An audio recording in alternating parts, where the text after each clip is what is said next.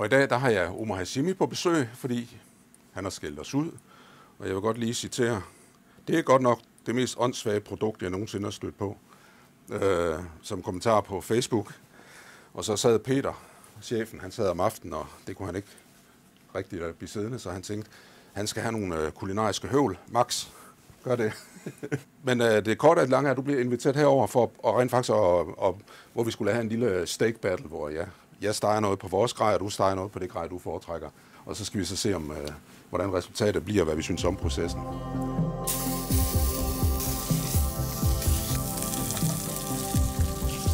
Så vender jeg lige.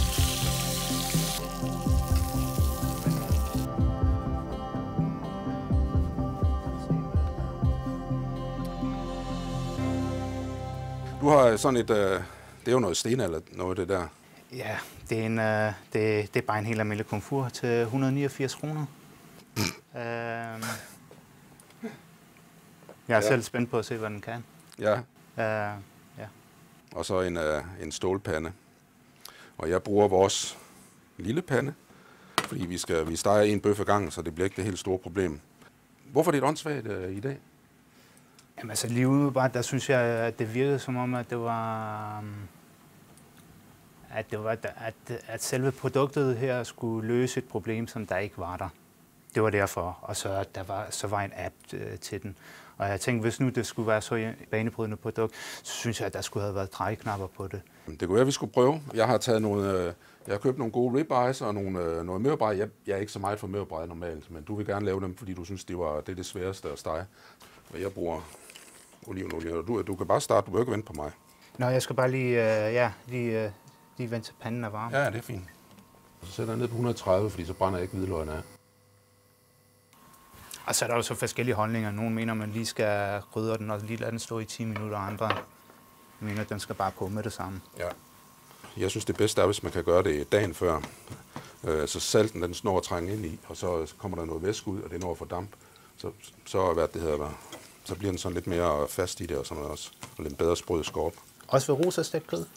Ja, men det har vi ikke gjort i dag.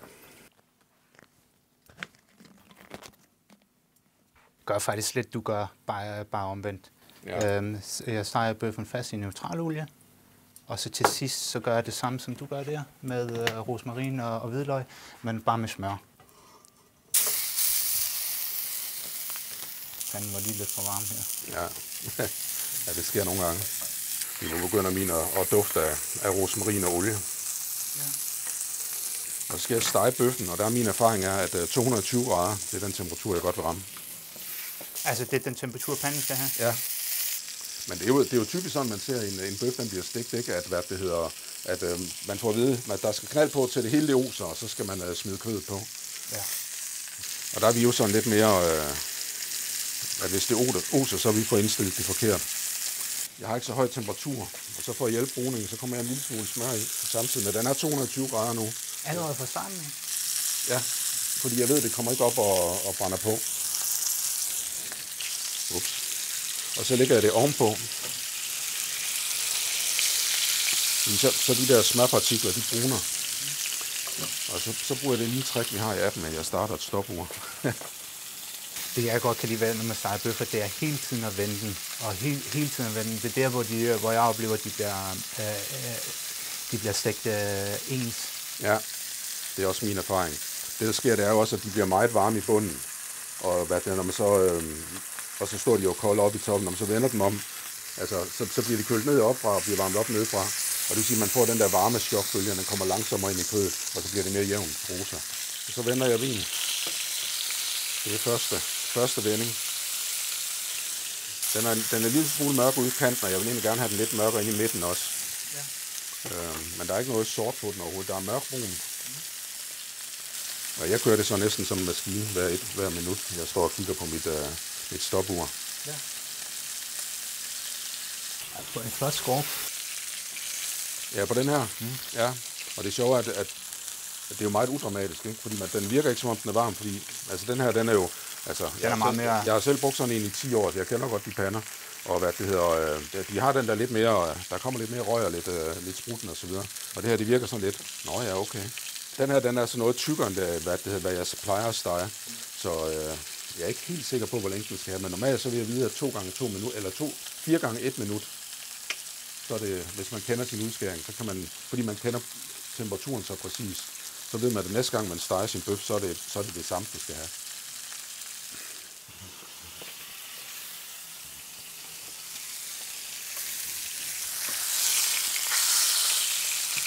Den bliver mere jævn på den her side. Det er også en af de gode grunde til at vende dem. Det er, at de bliver mere jævne så.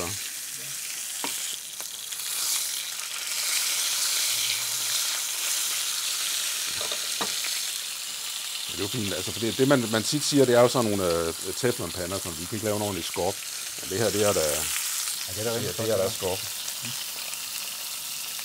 Det er nok grund til, at jeg godt kan lide at bruge fingrene. Det er også, det giver sådan en fornemmelse med hvor langt det altså bøffen har nået. Ja. Eller henne. Jamen, jeg har små pigefingre, det kan jeg slet ikke. Ja, den er lidt blød nu. Lige med de her bøffer, der har jeg vendt mig til at gøre det eller har lært, at jeg skal tage den på læben. Og ja. Det giver mig, det er sådan, jeg ved, hvor lang tid før jeg skal tage den af, så den kan nå at trække færdig. Ja. Så hvis jeg putter termometeren i nu, fordi det er så længe siden, jeg har arbejdet med en termometer, så vil jeg faktisk være bange for, at jeg kommer til at overseje den. Ja. Du vil jo bare komme termometeret på læben.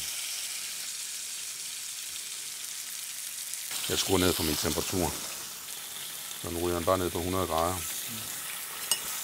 Hvor det skal gå lidt hurtigere, så kommer jeg lige lidt smør på for at køle den ned. Fordi jeg synes, den er brun nok nu. Jeg vil ikke have den mere brun. Og så vandet fra smøret, det gør, at den køler hurtigere ned. Og så kan jeg komme mine smagsstoffer i igen.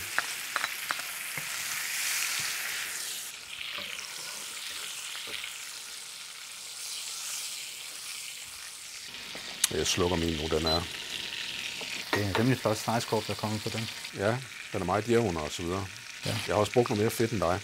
Og det gør jo, at alle de der ujævnheder, der er i kødet, det bliver ligesom frityrestegt i stedet for... Ja, nu den her i hvert fald rigelig.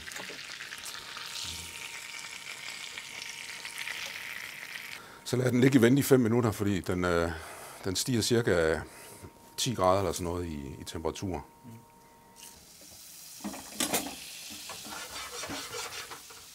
Det er det, som der er ved det her. Den er alt for kold.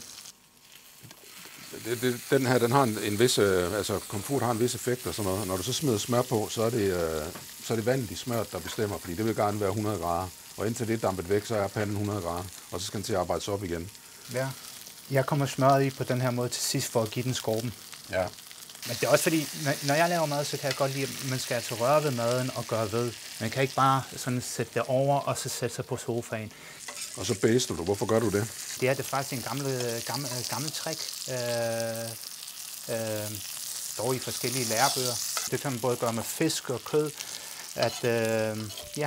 Lige på den her måde, så den bliver mere jævnt stegt. Jeg har induktion derhjemme. Jeg oplever selv, jeg synes, det er så irriterende, når jeg gerne vil have, at der skal være rimelig meget knald på. Altså, vi bliver nødt til at trykke på boosterfunktionen. Ja.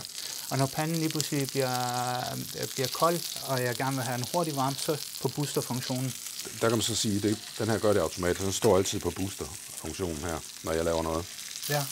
Så den har altid fuld effekt, og så styrer softwaren, hvordan den skal gøre det. Vi tør ikke stege den mere, men egentlig så skulle den have lidt mere med det her smør og olie. Og jeg steger sådan lidt til den røde side, når jeg laver. Ja. Jeg kan godt lide mine favoritter blø, men hvis andre skal smage, så plejer jeg at give dem lidt mere. Hvis kødet er stik rigtigt, så skal en god dyrlæge kunne få liv i dyret igen. det er ikke alle, der deler den. Jeg kan godt lide medium rare.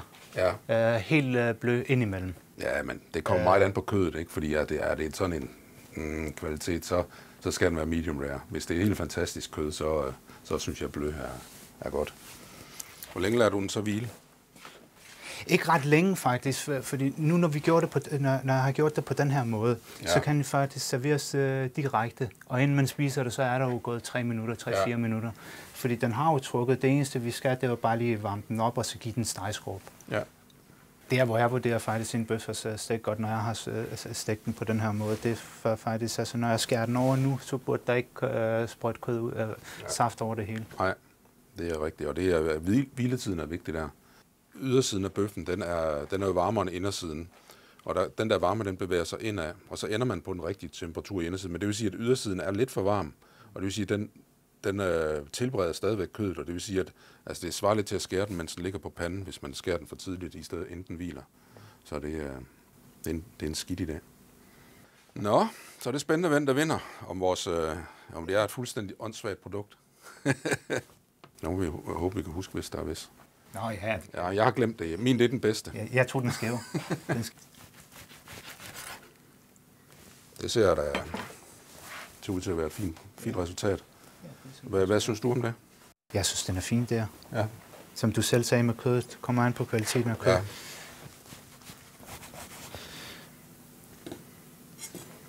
Ja, det er jo stort set det samme. Og se hvad... Ja, du kan se, den er også meget jævn rød. Den er ret perfekt medium rare. Jeg gemmer lige sådan, at chefen han kan komme og smage også.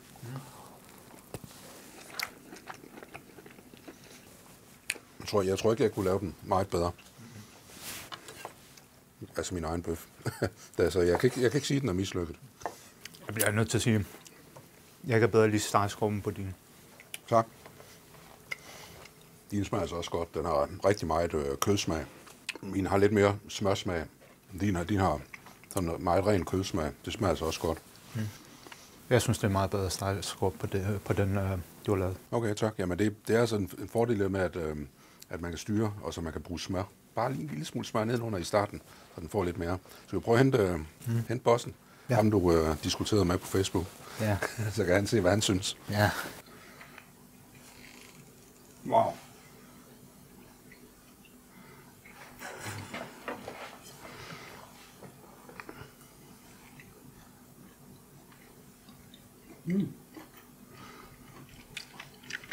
Der er mere sprød skorpe. Nu fik jeg noget, der var lidt mere tyk i. Vi skulle også lige smage nogle gange. Den her, den var bedre, kan man sige, kødet. Og her, der var der lidt mere sprødhed i skorpen. Og nu kan jeg se her, den her, den har noget skorpe, der er sprødt. Prøv lige. Det er jo frokosttid. Ikke for os åbenbart. Nå, skulle vi også have haft den? Nej, jeg har smagt. Vi har også mere kød. Nu ved jeg faktisk ikke, hvad der var hvad. Men den her vandt. Må jeg vide, hvem der var hvad? Nej, jeg synes, det er irrelevant, hvem der har lavet hvad. Det er der ingen grund til. Var det din, jeg godt kunne lide så? Ja. Okay, men det var da dejligt. Men jeg vil sige, jeg kunne bedre lide Max's. Jeg synes, stegeskrummen var bedre på den. Altså, jeg vil sige, på min egen vis, så kæmpede jeg for at få det så tæt på som det her, men jeg synes, det var virkelig svært at få den så tæt på sådan. Jeg foretrækker den lidt mere sådan her. Jeg vil gerne prøve kung fu, fordi jeg er faktisk rimelig overrasket over så godt et stegeskrub, som der er kommet på den. Det må du meget gerne. Jeg tror, Max, den er sådan, som du godt kan lide den. Ja. Og jeg tror bare, jeg foretrækker, altså den her, den er lidt blød i midten, ikke? Ja. Og den der, jamen, som du siger, utrolig juicy faktisk hele vejen igennem. Jeg synes, det var sjovt, at vi kom så tæt på de samme resultater alligevel. Altså, der var ikke nogen af de her bøffer, jeg vil have været skuffet over at blive serveret på en restaurant. Men jeg vil gerne besøge din restaurant, når du åbner en. Du er tilfreds med resultatet? Ja, og jeg trækker det tilbage i mig, det jeg skrev til. Ja. Super. Tak fordi du kom. Det har været hyggeligt. Tak fordi jeg måtte komme. Ja, selvfølgelig.